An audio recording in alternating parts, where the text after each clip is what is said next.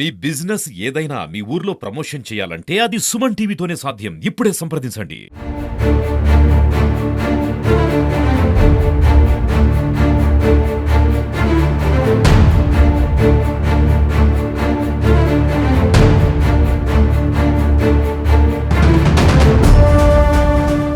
అయితే పర్యావరణ ప్రేమికులు మొక్కలు పెంచాలి, చాలా మొక్కలు పెంచుకోవాలి. అంటే భూతాపం పెరుగుతున్నటువంటి క్రమంలో అంటే భూమి మీద ఉష్ణోగ్రతలు ఏటికేటికి పెరిగిపోతున్నాయి. అంటే దాదాపు మన దేశంలోనే 50 పైన సెల్సియస్ డిగ్రీస్ నమోదైనటువంటి సంఘటనలు మనం చూస్తున్నాం. అయితే పర్యావరణ ప్రేమికులు మొక్కలు విరివిరిగా పెంచాలని చెప్పి వాటిని నరకకూడదని చెప్పి ఒక ఉద్యమం అయితే తీసుకొచ్చారు. కానీ ఒక మొక్క విదేశాల నుండి ఎగుమతి అయినటువంటి ఒక కోనో కార్పస్ అనే మొక్క రోడ్ల మధ్యలో డివైడర్కు మధ్యలో చాలా విరివిరిగా ఎక్కువ మొత్తంలో మళ్ళీ పార్కులలో ఎక్కడ పడితే అక్కడ ఇవి నాటడం జరిగింది. మరి ప్రజాధనం కూడా దీనివల్ల చాలా వృధా అయింది. అయితే ఇప్పుడు ఈ కోనో కార్పస్ మొక్క గురించి, ఈ చెట్ల గురించి మనతో చర్చించడానికి బాటనీ లెక్చరర్ గారు ముద్దం భరత్ గారు మనతో ఉన్నారు. వారిని అడిగి మరిన్ని విశేషాలు తెలుసుకుందాం.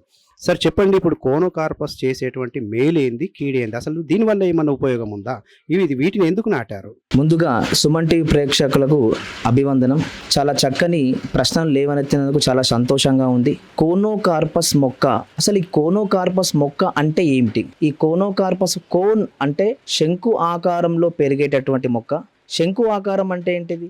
మొక్క యొక్క కింది భాగము సన్నగా ఉండి పై భాగము వెడల్పుగా ఉండడం వల్ల దీన్ని కోనో కార్పస్ అంటారండి అని నామకరణం చేశారు. ముఖ్యంగా ఇది కాంబ్రిటేసి కుటుంబానికి చెందినటువంటి మొక్క. ముఖ్యంగా నగరాలలో, పట్టణాలలో మరియు మెట్రోపాలిటన్ నగరాల్లో ఈ మొక్కను డివైడర్లో నాటడం వల్ల దీనికి చాలా పేరు వచ్చింది. ఈ మొక్క వల్ల ఎలాంటి ఉపయోగం లేదండి. ఈ మొక్కను మాంగ్రూ మొక్క అని కూడా పిలుస్తారు. అసలు మాంగ్రూ మొక్క అంటే ఏంటిది? నదీ ప్రవాహము మరియు నదీ ప్రవాహము నీరు సముద్ర తీర ప్రాంతంలో కలిసే చోట ఈ మొక్క పెరుగుతుంది. ఈ మొక్క యొక్క వేళ్ళు చాలా పొడవుగా పెరిగి బురద నేలల్లోకి చొచ్చుకొని పోవడం వల్ల నీటి ప్రవాహాన్ని తొందరగా ఎక్కువగా అడ్డుకుంటాయి. అందువల్ల దీనికి మాంగ్రూ మొక్క అని పేరు వచ్చింది. ఇది చాలా తక్కువ సమయంలో ఏపుగా పెరిగేటటువంటి మొక్క. ఈ మొక్కను పరిశీలించినట్లయితే దాని పత్రాలు గాని, కాండాలు గాని ఆకుపచ్చని ఆకారంలో ఉండడం వల్ల దీన్ని నగరాల్లో మరియు పట్టణాల్లో పెంచడానికి, ముఖ్యంగా హరితహారంలో కూడా దీన్ని ఎక్కువగా విరివిగా ఉపయోగిస్తున్నారు.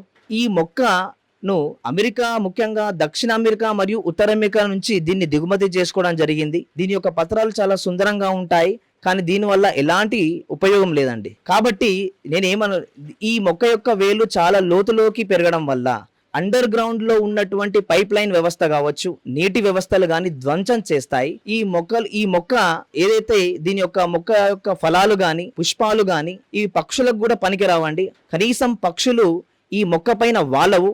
ఏ జంతువులు కూడా ఈ మొక్కను తినవండి. దీనివల్ల ఎలాంటి ప్రయోగం లేదు, దీనివల్ల ఎలాంటి ఉపయోగం లేదు. కొంచెం ప్రాక్టీస్ చేయబడుతుంది. పర్యావరణ వ్యవస్థలో ఈ మొక్కకు ఎలాంటి ఉపయోగం లేదు.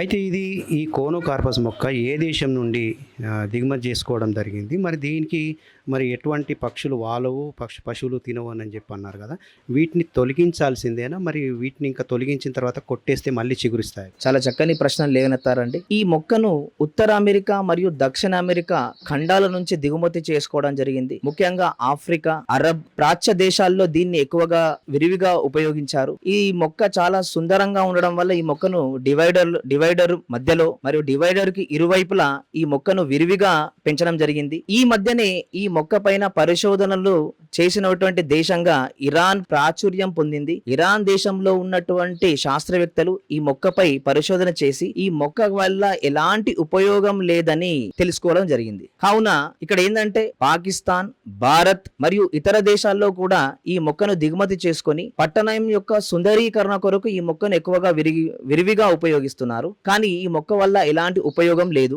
ఈ మొక్క ఏంటంటే ఈ మొక్క ఎక్కువగా కార్బన్ డైఆక్సైడ్ ని ఏ మొక్క అయినా కార్బన్ డైఆక్సైడ్ పీల్చుకొని ఆక్సిజన్ ని వదలాల. కానీ ఈ మొక్క ఏం చేస్తుందంటే ఆక్సిజన్ ని పీల్చుకొని కార్బన్ డైఆక్సైడ్ ని వెదజల్లుతుంది. ఈ మొక్క పైన పక్షులు వాలవు. ఈ మొక్క యొక్క పుప్పొడి రేణువుల వల్ల ఎలర్జీ మరియు అస్తమా, శ్వాసకోశ సంబంధ వ్యాధులు వచ్చే అవకాశం ఎక్కువగా ఉందని శాస్త్రవేత్తలు ఈ మధ్యనే కనుగొనడం జరిగింది. ఇది కోనో కార్పస్ గురించి చెప్తున్నటువంటి చెప్తున్నటువంటి బాటనీ లెక్చరర్స్ అలాగే డాక్టర్స్ చెప్తున్నటువంటి మాట.